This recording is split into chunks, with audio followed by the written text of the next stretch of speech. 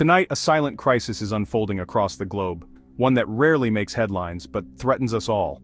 Water scarcity. It's a creeping emergency, quietly shaping the fate of nations and the lives of billions, even as the world's attention is drawn elsewhere. In villages and megacities alike, taps are running dry, and farmers watch their fields turn to dust. Families walk miles for a single bucket, while city dwellers ration every drop. The struggle for water is no longer a distant worry, it's a daily reality for millions. This isn't a distant threat, it's happening now. Headlines may come and go, but the crisis deepens with every passing season, as rivers shrink and reservoirs vanish. Water scarcity is emerging as a hidden trigger for instability, reshaping our world in ways we're only beginning to grasp. It's a force that can topple governments, fuel unrest, and redraw borders. Control over rivers, lakes, and aquifers is becoming as contentious as oil fields once were. Water is the new currency of power, and those who control it hold sway over life itself. Intelligence agencies now flag water scarcity as a primary threat to global security. It's not just an environmental issue, it's a matter of national survival, shaping military strategies and foreign policy. Water wars are no longer a question of if, but when and where. History is filled with conflicts over water, and today, the stakes are higher than ever. From Ethiopia to Pakistan, tensions simmer over dwindling supplies. Protests erupt, and neighbors eye each other with suspicion as rivers run low and lakes dry up. Billions already live under high water stress, and that number is rising fast.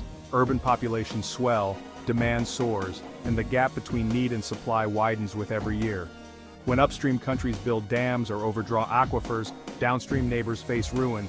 These are today's real-world dilemmas. The choices made upstream can spell disaster for those below, turning cooperation into confrontation. Governments are forced into high-stakes negotiations where a wrong move could spark economic collapse or even war.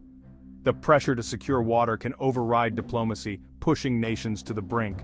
The world is getting thirstier, and our shared water resources are dangerously strained. Consumption outpaces renewal, and the margin for error grows thinner by the day.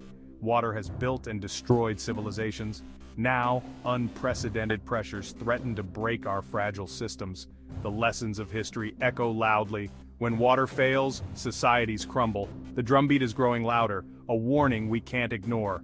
Around the world, voices rise in protest and demand action. As the urgency of the crisis becomes impossible to deny, the challenge is clear: share water peacefully or risk being swept away by conflict. The path we choose now will determine whether we face a future of cooperation or chaos.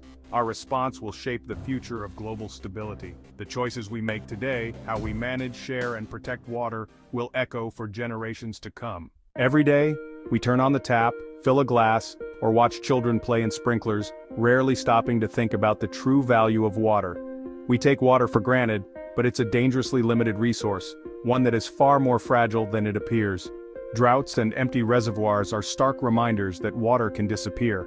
Although our planet is covered in water, 97% of Earth's water is salty and undrinkable. The vast oceans that surround us can't quench our thirst. Most of the remaining fresh water is locked away, frozen in glaciers and polar ice caps, far from the reach of those who need it. Less than 1% of all water on Earth is actually accessible for our daily needs: drinking, growing food, powering industries, and sustaining cities. Agriculture alone uses 70% of this precious supply, drawing heavily from rivers and underground sources to feed the world.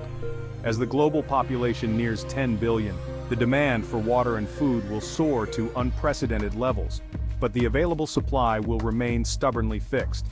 Water isn't evenly distributed. Some regions are flush with abundance, while others face chronic scarcity, forcing millions to travel miles for a single bucket. Pollution from industry and agriculture further shrinks the usable supply, contaminating rivers and streams, and making clean water even harder to find. As a result, communities and even entire countries are forced to compete for what's left, sometimes leading to tension and conflict. The value of water is rising rapidly, and so is the risk of disputes and even violence over access to this essential resource. For centuries, we've withdrawn from a shared bank account without checking the balance, assuming the supply was endless. Now the account is running low and everyone is scrambling to secure their share, often at the expense of others.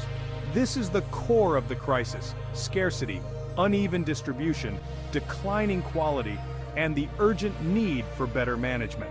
How we choose to manage this finite resource will shape not only our environment, but also the future of international relations and global stability. Will water unite us, inspiring cooperation and innovation, or will it fuel the next generation of global conflicts? The choice is ours, and it's more urgent than ever. The struggle for water is as old as civilization. The first cities rose on riverbanks, Tigris, Euphrates, Nile, Indus, where water meant survival and power.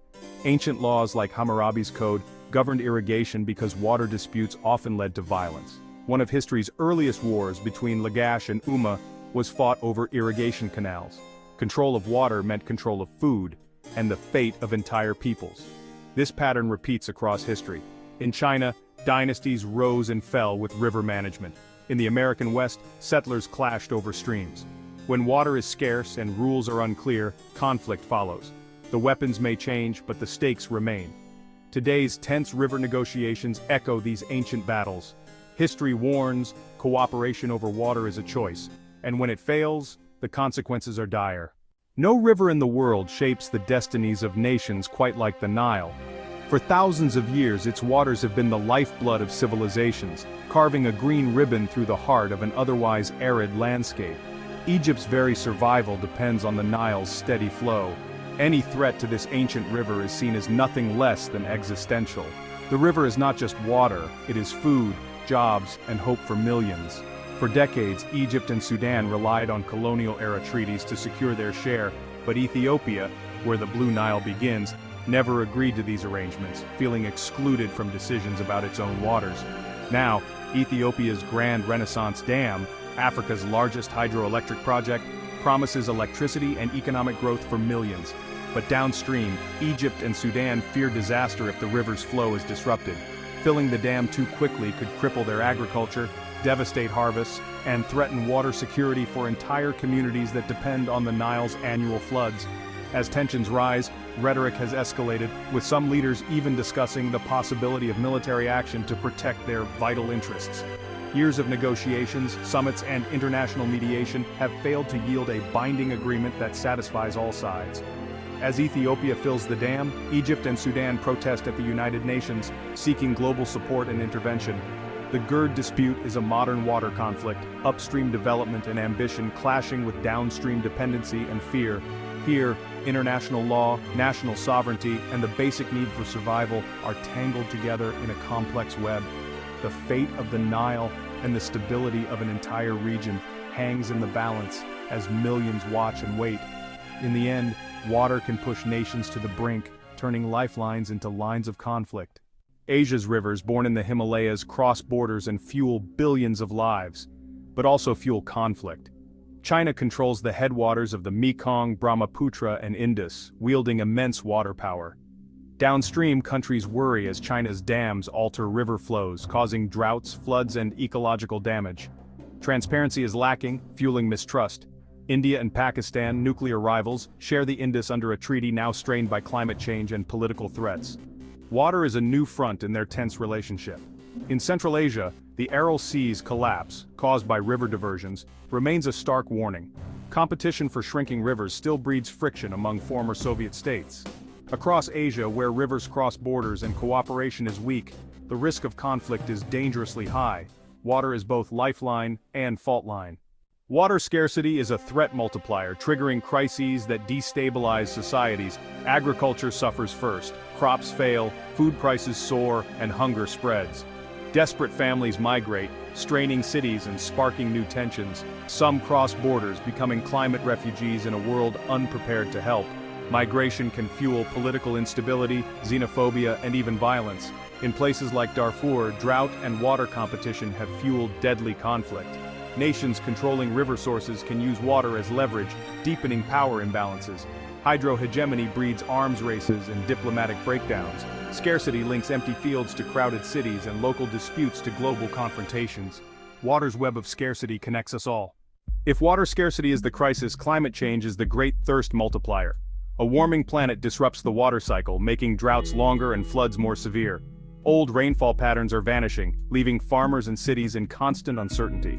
Glaciers, the world's water towers, are melting fast, causing short-term floods and long-term shortages. As glaciers disappear, rivers dwindle, threatening billions downstream. Rising seas push salt water into coastal aquifers, contaminating drinking and irrigation supplies. Saltwater intrusion can ruin farmland and force communities to relocate. Climate change attacks our freshwater from all sides, multiplying risks and raising stakes. The crisis is here, not in the future. Water security now means climate action. Water wars aren't inevitable. Cooperation is possible but urgent. Solutions fall into diplomacy, technology, and conservation. Stronger, fairer treaties are needed for the world's shared rivers. Even rivals can cooperate when frameworks are right. Technology like desalination and water recycling can stretch supplies and ease competition. Sustainable agriculture like drip irrigation and drought-resistant crops saves massive amounts of water. Fixing leaks, using efficient appliances, and public awareness all help reduce demand. We must see water as a shared resource, not a commodity. Data sharing, joint management, and ecosystem protection are essential. Building water security requires a shift in mindset and collective action. The path is difficult, but it's the only way to avoid a future of conflict. The time to act is now. We stand at a crossroads. Our choices now will define our legacy. The drumbeat of water wars grows louder, warning us that our path is unsustainable. Parched fields, shrinking rivers, and rising tensions are already here. The temptation to prioritize short-term national interests is strong, but dangerous. The tools for peace exist: diplomacy, technology, smarter agriculture, and conservation. What's missing is the collective will to act with urgency. This is a test of global leadership and shared humanity. The choice belongs to all of us: leaders, engineers, farmers, citizens. Will water divide us or unite us? The stakes are nothing less than global stability.